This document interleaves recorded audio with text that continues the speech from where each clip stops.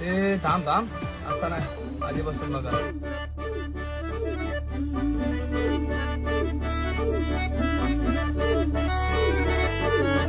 कोकणचो रुबा भारी माझ्या कोकणचो बाई तो रो भारी दिसते भारी गणपतीची स्वारी अन आला धादिस मामाच्या घरी मालवण चिपळूण सावंतवाडी माझ्या कोकण गावात